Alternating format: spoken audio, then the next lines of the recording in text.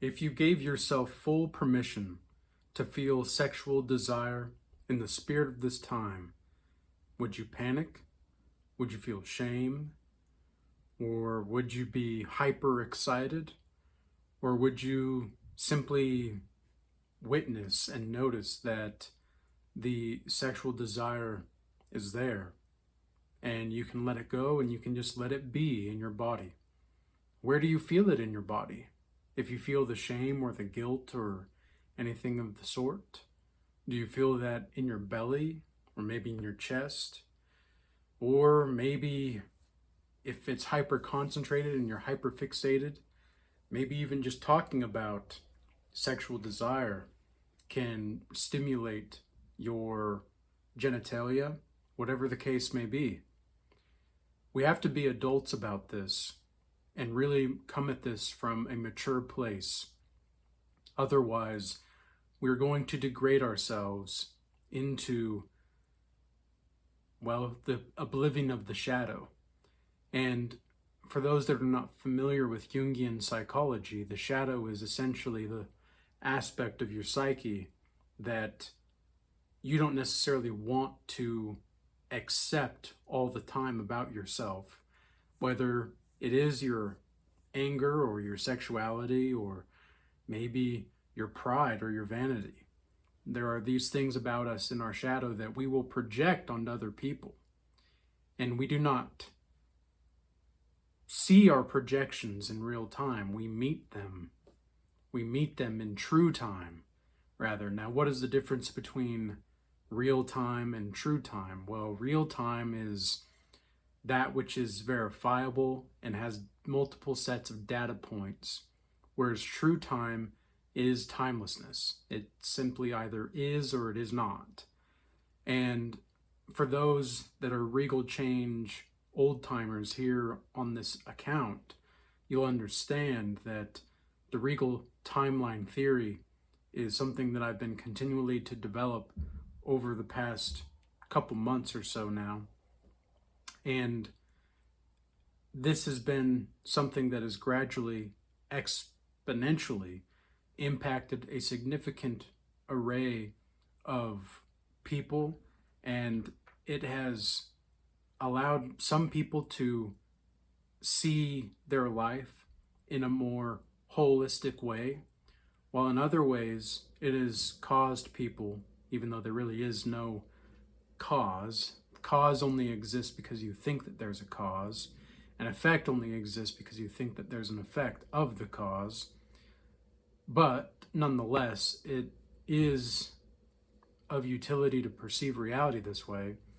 But with people who think that this causes them to think about reality in a way that they don't like, they will repress it. These people are, generally speaking, neurotic without knowing it. They're hyper conscientious and controlling, and they're low in openness, even though they might think that they're not. So this is simply something that we have to take into account as we talk about topics like this, because you might not be aware of it, but being horny is healthy. And it's not to say that you ought to act on every single urge that you have. It's that being horny is a part of your life force energy. It is a part of your essence of who you are. And celibacy is an important factor in this, because celibacy will teach you that not only is there more to life than sex, but there's also a great significant, how do I say this? There's a great significant impact that will transpire in your life because you've accepted the intersexuality that you have. A lot of people believe that celibacy or semen retention are forms of repression. And while I can understand these perspectives, I do not adhere to them, and I do not perceive them to be useful or true in the long term.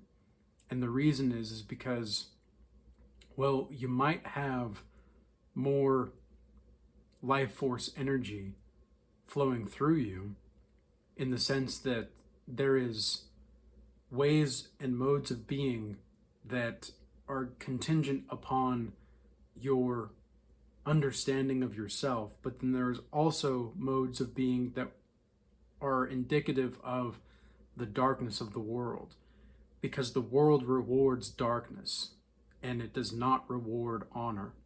In fact, being dangerous and cunning is going to be more respectable to the world than it is going to be honorable.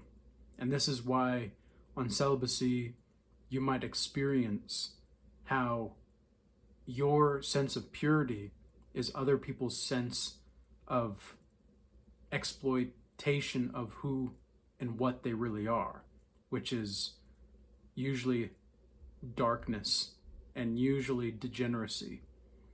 And the degeneracy of our society runs so deep that so many people believe that it's just become so normalized, that this degeneracy has become so normalized. Now, being horny is not compatible with a high value timeline all the time. It's not to say that, because there's a sense of horniness is part of the high value timeline that you can place yourself onto, but to be horny without any sense of self-control, well, then you put yourself on a false ascension timeline, so to speak, where your ego gets puffed up. And there is a saying in the Bible that says that pride comes before a fall and pride will puff you up, right? And you don't have to be religious to understand the significance of that phrase, and you don't have to believe in anything in order to understand the wisdom behind that, because it simply is a matter of psychological facts in which when you put yourself in a situation where you repress the shadow of your psyche and you hyperinflate your ego, there's going to be an imbalance there. And you're going to meet projections in the real world that are, well, real world, however you want to define that exactly, simply because we live in a construct. We live in a constructed reality, but that doesn't make it true. It's true that we live in the constructed reality, but it's not to say that the constructed reality is true. So with that, then, we can perceive that there are timelines in which you are going to be thinking that you're rising, when in reality it's the shadow that is gaining control and possession over you, to the point in which your anima or your animus could take possession over you. Now, what exactly does this mean, and what does this look like? The anima is the totality of feminine experiences inside a male psyche. The animus is the totality of masculine experiences inside a woman's psyche. The anima and the animus is a deeper form within the psyche, apart from the shadow. If you've ever seen a map of the psyche by Carl Jung, you'll see that the persona is at the very top in the conscious level, then there's the ego, and then there's the shadow, which is beginning to go unconscious, and then there's the anima and the animus, depending on which gender you are, and then there's the self at the very bottom, which the self encompasses the entirety of the consciousness, the individual consciousness as well as the collective. You are, as a self, you're the thing that transcends time through time. And you're the one that changes and witnesses the continuing of the change through time. For example, you might not remember, or you might remember certain things about what your life was like 10 years ago and how you moved 10 years ago. But it's very probable that you're not the same person that you were 10 years ago as you are today. So what exactly changed? Because you still can experience the memory of the personal experience that you had 10 years ago. And you can recall that. You can essentially time travel inside your mind to remember what that was like. And now you can experience the memory, but you don't have to live there. It's good to integrate those experiences. And in fact, I would say that the more you integrate your past, the more free your future becomes. And that's technically true. It's not just a mystical saying. And I don't consider myself a mystic. I don't consider myself a philosopher. However, I am a disciple of disciples, and I am a disciple unto myself. Because I am a teacher unto myself. I am a student unto myself. I am that. I am. That in of itself is the holistic understanding. And once you understand that you yourself operating in celibacy or purity, whatever the sense is, this is far deeper and more personal, and yet not personal at the same time, of an experience for you. This is highly individualized, and this is a beautiful moment in time that is everlasting. And we are just seeing new moments unfolding. And I call these meaningful coincidences that are converging together pattern convergence signals. And pattern convergence signals, according to the Regal timeline theory, is echoes of the past or past timelines merging or converging into the present or future timelines, for better or for worse. They're not always good. Just as synchronicities, I do not think that synchronicities are always of goodness. Some synchronicities are going to be regarded as ways in which you can perceive reality a certain way, and there's a meaningful coincidence behind there, but that doesn't make it a good meaning. Sometimes it's not necessarily a negative meaning either.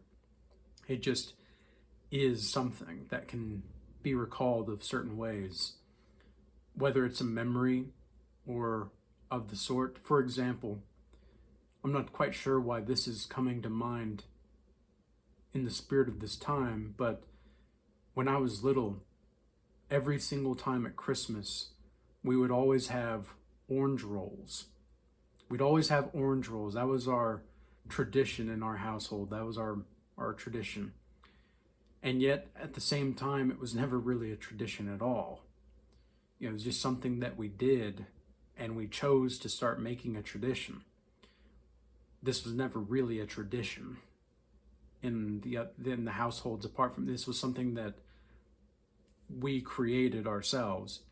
And again, it wasn't even something that we created. But you understand my point here is that, so now when I'm thinking about, like I smelled something like orange rolls out and about today. Maybe that's why I was thinking about it. And those memories of the past can trickle into the present. And it's not to say that this is a good, meaningful coincidence or pattern convergence signal. It's not to say that it's a good thing, but it's not necessarily to say that it's a bad thing either. It just is something. So while we can look, and this goes for sexual experiences as well. Maybe for me, for example, I am a caboose type of man. I really like the buttocks of a woman. I don't really care too much about the breasts of a woman. I much prefer a woman that has a nice caboose over just a rack. I don't like that necessarily. Because in my experience, what I've seen is that the physiognomy of a woman can and for men as well, but especially with women in regard to sexual attraction, the physiognomy of the woman is going to determine her energy centers. Now, what do I mean by this? Well, anybody who's familiar with chakras, and I'm not saying that you should believe in the chakras, I'm not saying that you shouldn't believe in chakras, I'm just saying that as a data point, the chakra system is something that correlates and contrasts with the experience of reality and the experience of truth. And also, you can tell where a person's energy is lacking. So for example, let's say, so everybody knows, well, assumingly, if you're this far in the video, you likely know, there's the crown chakra, the third eye, the throat chakra, heart, solar plexus. Then there's the second chakra, which is responsible for the sexual life force and the creative life force. And then there's the root. Okay, so the sacral, that's what the term is. The sacral chakra and then the root chakra. So the sacral is where there's a lot of sexual energy, of course. Now, if you've ever noticed the physiognomy of a woman, usually it is the earthliness of the woman that attracts us as men to the woman, where it is our spirit as a man that usually attracts women to us. This is one of the reasons why men have more of a V shape, because they're more focused on combining that which is heavenly and earthly, but they're focused on the future, which is that heavenliness, that timelessness, whereas women are more momentary. And so that's why they usually have more, women have like that figure 8 symbol, but usually if they're healthy, they have wider hips. Well, it's because that's their root chakra and their sacral chakra. There's more energy aligned there. And so when there's a lot of energy aligned there, usually that's a sign that the woman is more healthy in the long term. Not always, but that's the case, because everybody's different, but you can use the physiognomy as indicators of where an energy center and the energy center in of itself, of how it's operating.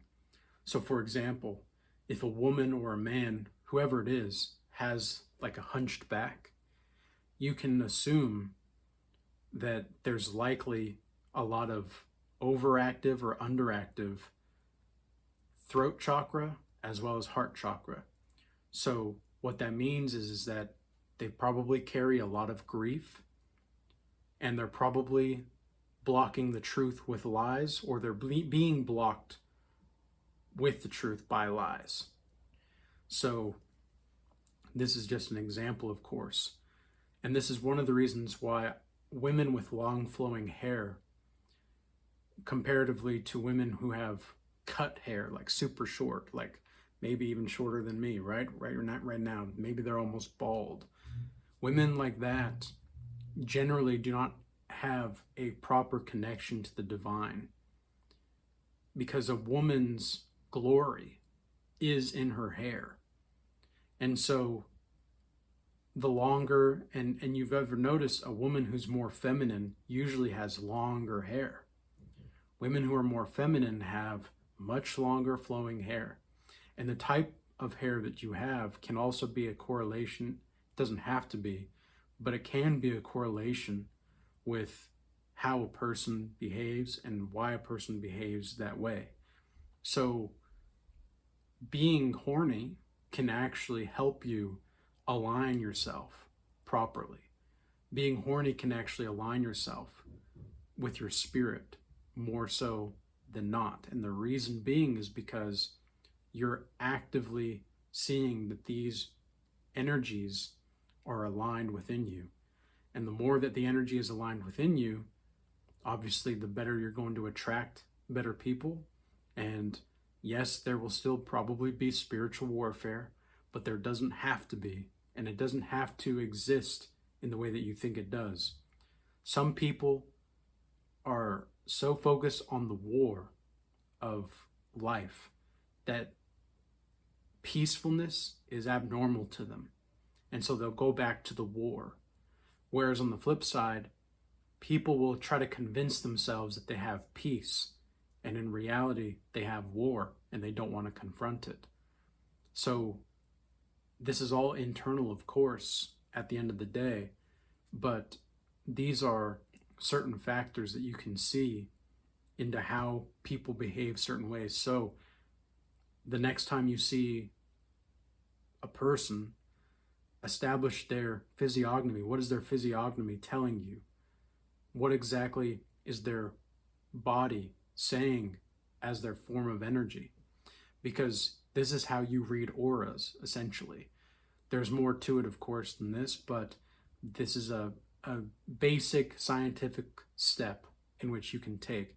And a lot of people might say that this is a pseudoscience and such, and I implore you to refrain from those kinds of comments, because it goes to show that this is either just not for you, or you don't truly understand what I'm saying here. And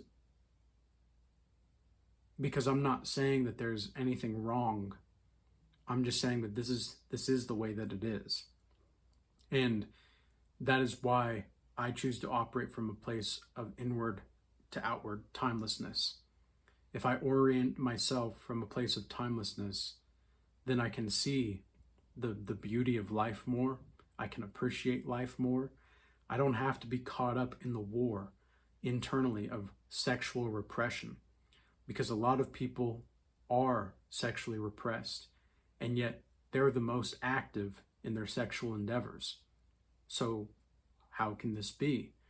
What exactly does that mean? It means that they're so active in their sexuality, like a lot of these bone licans women, for example, and the men who are addicted to corn, they are so hyperactive in their sacral chakra and their solar plexus as well, because a lot of their power, a lot of their confidence, which is derived from the solar plexus, is being stolen from them.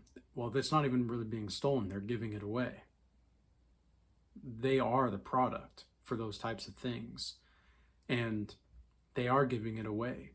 And there's no reason that a woman ought to degrade herself to the point of having to put her love in the marketplace. And there's no reason that a man ought to think that he can only get love by seeing that love has to be in a marketplace. And yet here we are. This is where we're at. And I genuinely think that it's because people are not healthily horny. They're not understanding the true power of their horniness, and they're truly not understanding why it is that they are the way that they are, because they are so hyper fixated on the shame or the guilt or the repression or the hyper expression that they simply cannot see the deeper meaning here.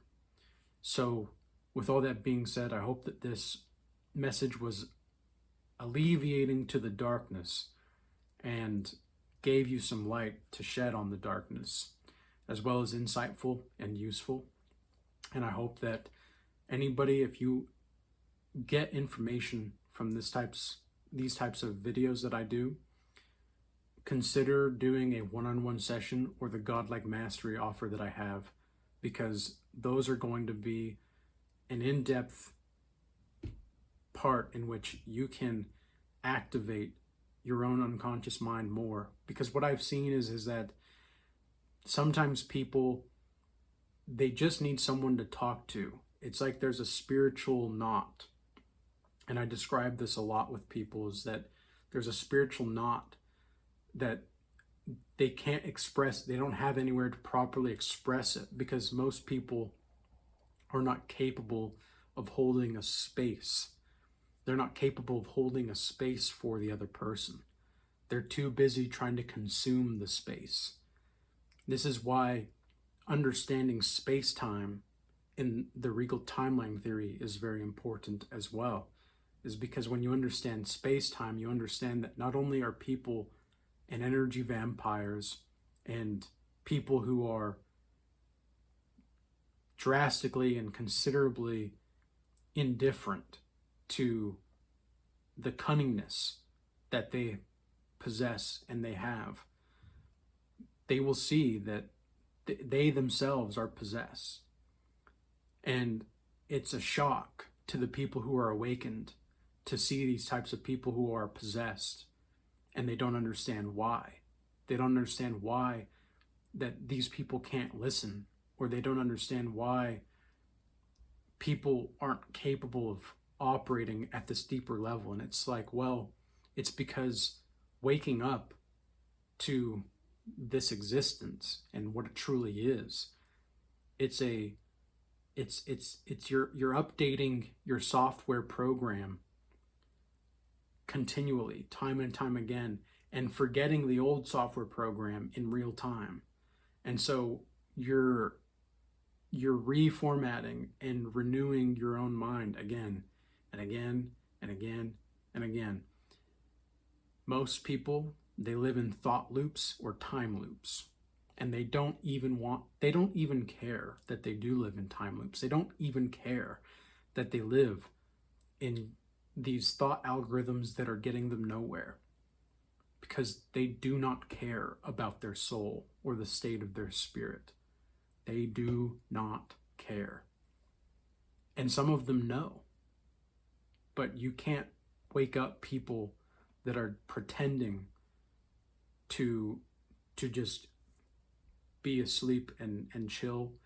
And meanwhile, the people who are betraying you and corrupting the entirety of the society, they're the ones that are most hurt.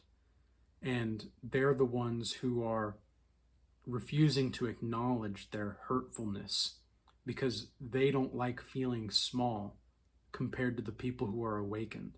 And that's exactly when people will show you their true colors. When you're not doing very well, and somebody maybe smirks, or somebody maybe is glad to see that you're not doing that well, it gives them the satisfaction that now they can justify their sense of false security and their false ascension. It builds up their ego, like what we were talking about earlier. And it implies that they can be possessed by these deeper psychological archetypes. But with all that being said, I hope that this message again was useful and insightful and sheds light on the darkness. Peace be with you all. Until next time.